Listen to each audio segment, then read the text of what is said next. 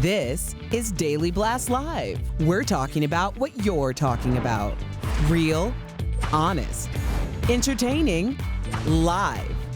DBL starts right now. 3, 2. Welcome to DBL. It is Tuesday, December 22nd. I'm Sam here with Jeff and Al. Today, we're going to take a little trip down memory lane. I love memory lane. We're going to look and share at our favorite moments from past shows. Let's get started. Do you think any TV or any street is named Memory Lane? That's a good idea. Was there a clip supposed to be played here? No, I was just curious. I was about to intro it. But did you ever hear of a, like Carpenter Lane? Is there a Memory Lane? It sounds like campfire talk. Yeah. A couple months People ago, are interested out there. we talked about a study that surprised us a bit. It had to do with our dogs. Anyone remember this one? Take a look. A new study suggests that our dogs don't like looking at our faces. The study in the Journal of Neuroscience found that dogs aren't wired to focus on human faces, but their brains do perk up when they see another dog. Dogs notice our faces, but they use other information such as body language and our voice to tell what we're up to. In fact, they saw that like when a dog looks at the back of your head, and then your face, it's the same reaction. Really? So you can literally be like backwards talking to your dog and they won't care. They won't care. So Erica, first let's look at a little picture of you and Spike. Has this ever happened to you and Spike where, Spike doesn't care to look at you right there at all? Yeah, so Spike actually, we have a rule that people can't put their faces in his face. Oh, geez. I don't know if Tori wants to get into this one, but he doesn't like faces in his face. That's okay. And you know what? I was too forward with Spike. I came on real strong with Spike. So you started the rule? Yeah. And Spike told me in a very ruined it for everybody because he doesn't like your face. My self-esteem just went to here. You ruined it for me. Even Spike. I want Spike kisses. You know what though? Let's see a picture of you and your dogs because I don't think they look at you either. No. Nope. So this is right after Josie Rose got her gallbladder removed and almost died, and I was so grateful. But now I'm thinking she's just looking up at this sky. Beautiful photo of you. You should frame that. You look stunning. Do I? Yeah, you look like an Abercrombie model. Oh! You do. God, I love that. And then the producers are telling me they have one of me and baby. Yes. Why do you guys always show that photo? That photo. I've seen that 1 million times. The most posed. I love that photo. In my leopard pajamas. Always in her onesie. Look at that one Catwoman thing you were wearing. Well, was baby looking at me? Or no? No. No, not at all. Baby doesn't care about me either. Mad. I hate that photo. Doesn't look like you hate it when you took it. Anytime your arms like that behind your head, you're posing. It was an Instagram ad for that pregnancy pillow that I still use to this day. It's called BB Hug Me. Okay, so Jeff. You would never even know there's a body pillow in that photo. There's a lot going on. All right, what's going on here? A topic that gets me fired up. You know what I'm talking about, airplanes. Oh, Jeff. Oh. Okay, Jeff, this one's for you. To recline or not to recline. Okay. This viral video shows one man's reaction to a woman named Wendy Williams, no, not that Wendy Williams, who reclined her airline seat. He repeatedly hits her chair. She posted the video to Twitter saying the man got upset, and then the flight attendant reprimanded her and even gave the man a rum in response. He was seated in a back row of seats without the ability to recline. But we also want to hear from you, DBL Nation. Do you recline your seat? Do you not, especially if you're in the cramped economy seats? Jeff, what do you make of this video? Listen, I don't recline. I'm not a recliner because I respect people, okay? If I'm against someone who's all the way in the back who can't recline their seat, I'm not going to be selfish and recline my seat like that lady did. I blame that lady, not that guy. Wow. You don't? Yeah, I'm gonna. I don't care. He can't punch her seat. Listen, she shouldn't recline. Both people aren't happy. That's what makes a good partnership. Here's what my thing is. I don't like the option. Don't leave options up to people because the majority of people are morons, okay? Just build it in. You don't see subway seats reclining. You don't see bus seats reclining. Why do we recline like it's so convenient to go from here to here on an airplane? It makes no difference. It does make a difference. No, it doesn't. No, yes, it doesn't. It does. Respect other people. Build Build the lower planes back without pain, reclining. It absolutely does make a difference. I disagree. recline. I have all of my seats in cars at a certain angle. It's not overly aggressive, but it's too hard on my back. That's when you can't. When I'm in the back seat, like all the way in the back, and I don't mind when people recline. I don't care if people recline on me. I care. Then it's a difference. I don't think I wouldn't hit their seat, but I don't recline just because I feel like there's an unsaid pact in the plane. Like, it's an hour and a half. We're going to be a little You can recline all you want on me. What? I said you're pregnant. I was watching a clip like everyone at home. Right, yeah. Why'd you say it like I said something crazy? Jeff, do you still hold on to the reclining thoughts? I was looking at something else. I was looking at something completely different. What were you thinking? My boobs were huge. Well, if I would have said that, then you could have made that expression. They got weird. This is a great walk down memory lane, I must say. Coming up on DBL, more memorable moments. We just can't get enough of psychic medium Matt Frazier. Stick around to see how he left Tori and Erica completely shook. And later, we'll introduce you to a woman who's in the fight of her life to clear her name after spending time in prison for murder. You do not want to miss this powerful edition of Freedom Files, Wrongfully Convicted.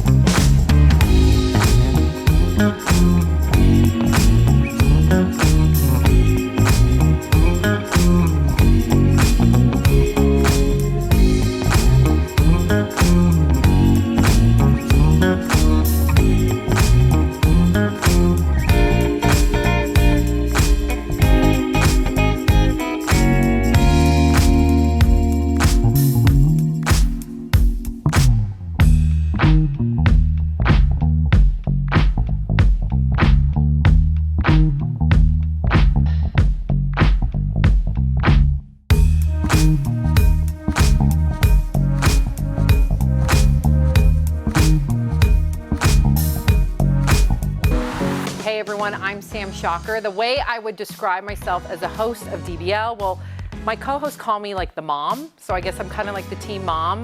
Happy Mother's Day, Sam. Oh, Mama Bear. Being a working mother is something that's very near and dear to my heart. I have such respect to all mothers out there, and that I love animals. I will advocate for animals till the day I die. The connection that we have built with the viewer, you feel like family. You share things that you are going through with us, and I felt comfortable sharing a really dark time in my life with you. I'm going through it. I know. I'm proud that we are inclusive. I'm proud that we have conversations about social injustices. Yes, we always have fun on this show, but at the end of the day, I feel like that we're making a difference. We really do provide a voice for the voiceless, and I'm so grateful for that.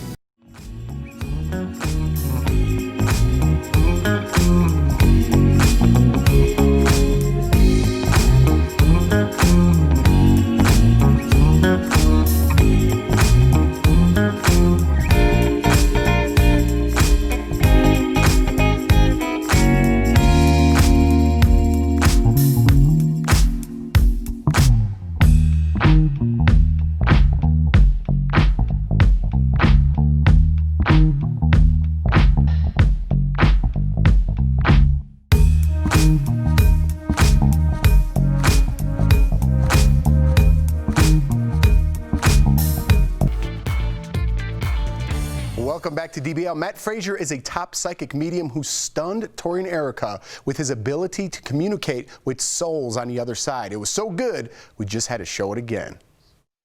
Your father, he just showed me his writing. Shut the hell up. You had his writing tattooed on you? Yes. Matt Frazier, welcome to DBL. You are a psychic medium, but I really want you to explain that for like a kindergartner. How does that work for you specifically? Did you lose your husband as well? My second husband, yes. How many husbands did you have? My third. God bless. You know, I really don't know how it works. All I know is that I see and hear dead people. I grew up having this gift. It was something that actually ran in the family. My grandmother was a medium who passed it on to my mom and then in turn passed it on to me. Can you now see anyone around us now, like right now? Absolutely. So the moment that I'm connecting with you, right away with Erica, her grandmother's right behind her. We talked about it. Oh my God, that's so weird. The moment I'm connecting, her grandmother's right there, so strong around you, so very proud. And your grandmother was like the glue. Like she held everybody together here in this world. And more importantly, she was so obsessed with you when she was here in this world. She was literally like your mother. She shows me her being spending morning times with you, and she used to be obsessed with your hair because she's standing behind you and she's touching your hair when I'm connected. Oh my God. Do you remember that? Yes. Okay. So what's going? I mean, now I'm like, what else do you see? What else is happening? Well, first of all, your grandmother's stepping forward because this was a woman who had suffered before her passing. She's telling me when I'm connecting with her that it was really hard for her to leave this world because there were so many things that were going on with her medically. First of all, when I'm connecting with them, Spirit will put me back in their body and show me what they had gone through. And when I'm connecting with your grandmother, she was telling me there was issues with her breathing and there was issues with her lungs before she had passed. And she tells me that at the end, it's like she was in a coma. She tells me she really couldn't speak and she really couldn't talk. She says, and I never got to tell her goodbye. She says, I never got to tell her how much that I loved her. Yes, it was implied, but your grandmother wishes that she had those final moments with you to let you know how much she truly cared about you. Erica. We always knew. We always and she appears often, so she's always in this room. Thank you. And here's the thing, Erica, as well, is that when I'm connecting with her, she's also got a child that's with her that passed as well. A child? Wow. Yes. This was actually a baby, so I don't know who lost the miscarriage or lost that soul, but that soul's there with your grandmother. Wow. Recently? No, I don't know if it was recent or not, but your grandmother has this soul that's in her arms on the other side. Wow. Oh, did I freak you out? I'm sorry. You're looking at me like oh my God, that is like crazy that you would say that right now. Wow. Do you want me to take this question? Okay, thank you. Well, no, it's her way. I don't know if you feel comfortable talking about that or not, but she has that baby on the other side, which is her way of validating to you that that child is safe and at peace. Because even if a soul was never born here in this world or never got to be born here in this world, those souls are still with our loved ones on the other side. And your grandmother's saying, make sure that you pray. You know, I hear all your prayers. She hears the things that you're saying to her and that she's watching over everything. Oh my God. Are you freaked out right now? I'm not freaked out. I just that was so, wow. Wow. Something you might needed to hear. Yeah, thank you. I'm like, oh my God, I feel like it's weird. Like I feel this pressure on my chest right now. Like it just. Connection. That was connection. Wow, Matt. Well, listen, if you pass out, I used to be an EMT, I can revive you. And if you die, we'll just talk to you, Erica. So you're all set. You don't have to worry. You're with the best person right now. Matt Frazier, you kind of blew us away. Erica's going to need some oxygen. So if you can help figure that out for us as a former EMT, that'd be great. Thank you so much for chatting. And honestly, thanks for stopping by and giving healing and closure to so many people. And we love your jacket. Thanks for stopping. Thank you. I gotta tell you that I absolutely love what I do. I really do. It shows, you know, and my whole goal is to reach as many people as possible, to show you that your loved ones are always right here. They never leave you. And more importantly, that you're never alone. When you think about them, when you reminisce about them, they're right there and by your side, and your loved ones are always with you. Coming up on DBL, meet a woman who spent years behind bars for aggravated murder who's now fighting to clear her name. We're sharing her incredible story in Freedom Files, Wrongfully Convicted.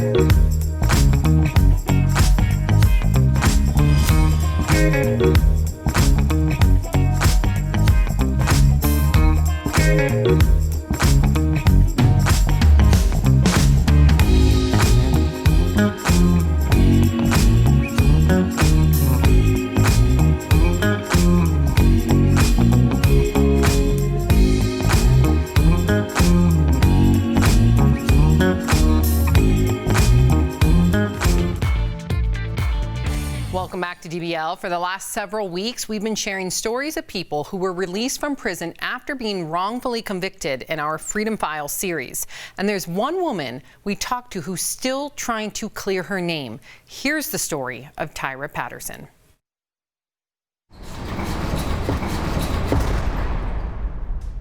The year is 1994.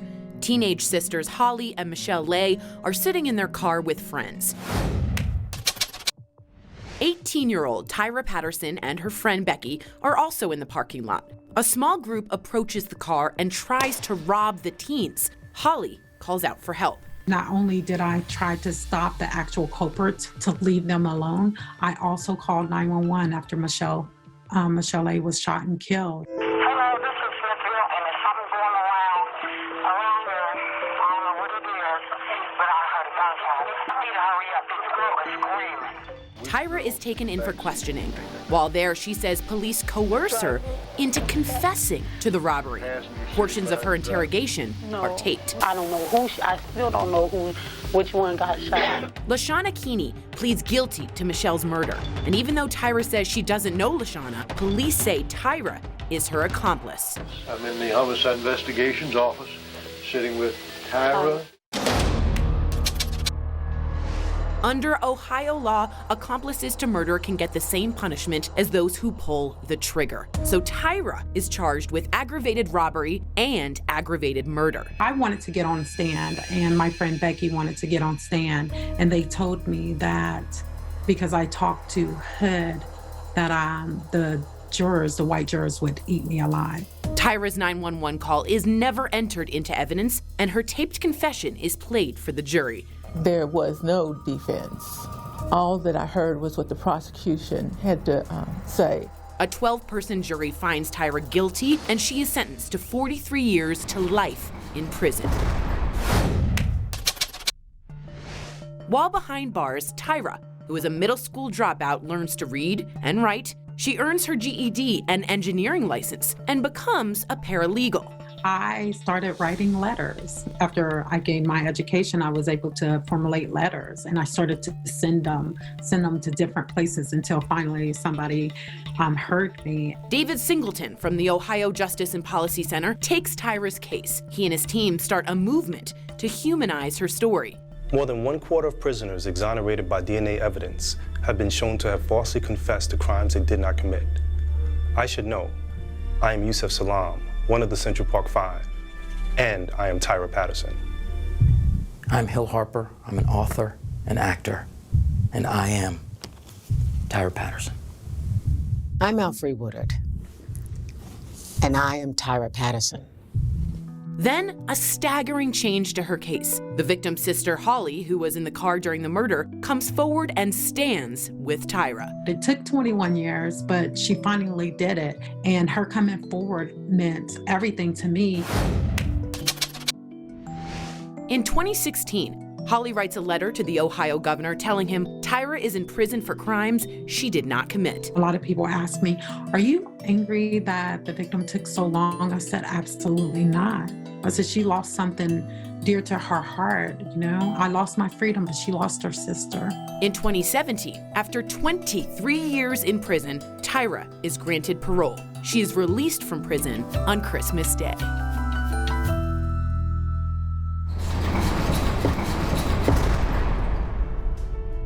Tyra, thank you for joining DBL and sharing your story. So you are currently on parole and you are trying to clear your name. Tell me this, what would an exoneration mean to you?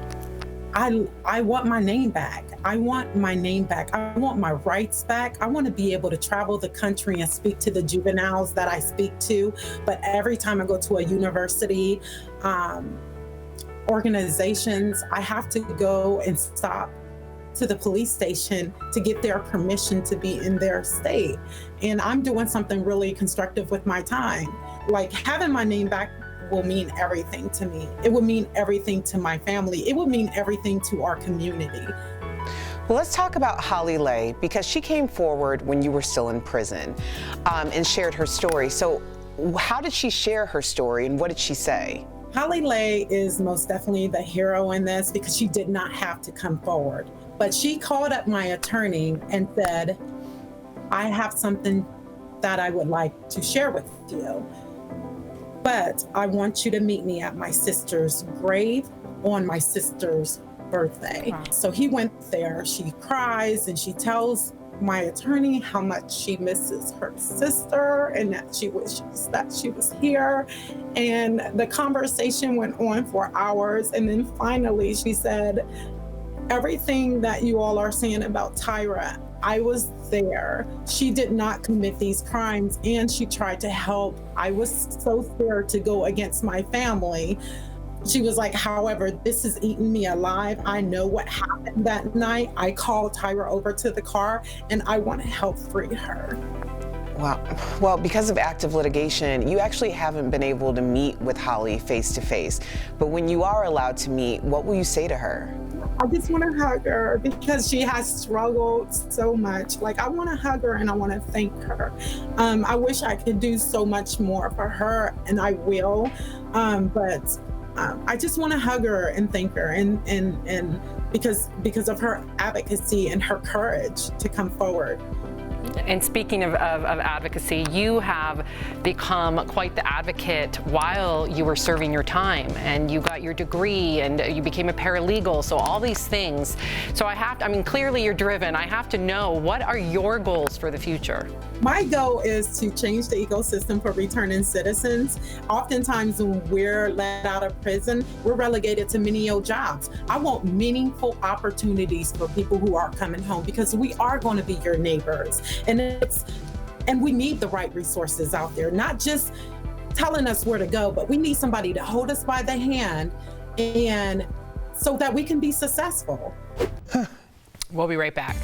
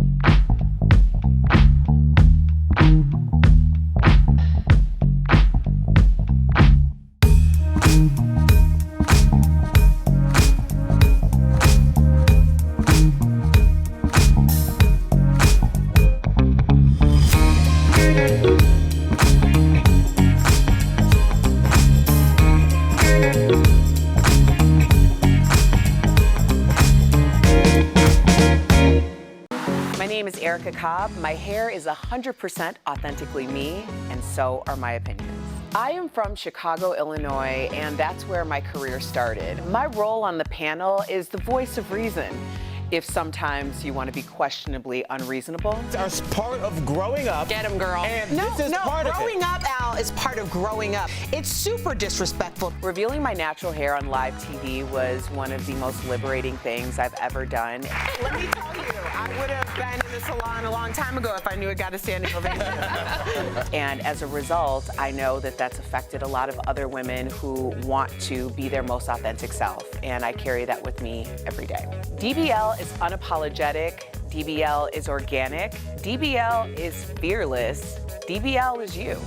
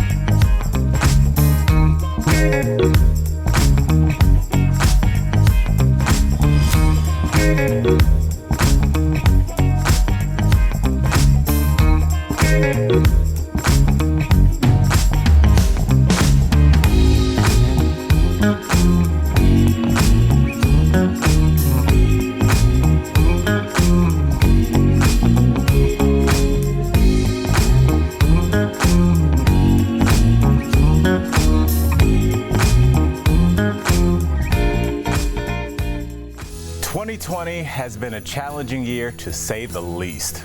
That's why we want to thank you for spending your time with us. For sending us your comments and opinions. Especially when you don't agree with us. That's what this show is about. And it's because of you we're all a family, and we cherish it. From all of us here at DBL, we want to wish you a happy holiday and a healthy new year.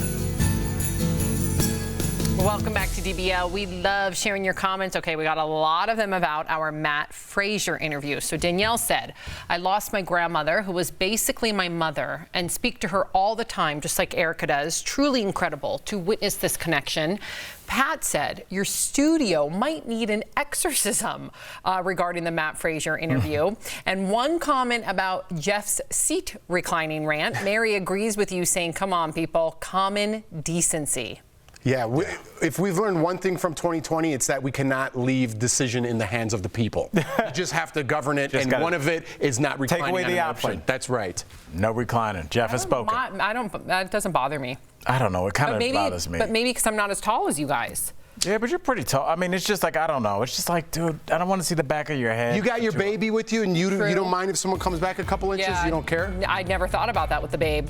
Good point. If you're sticking around, there's more DBL after the break.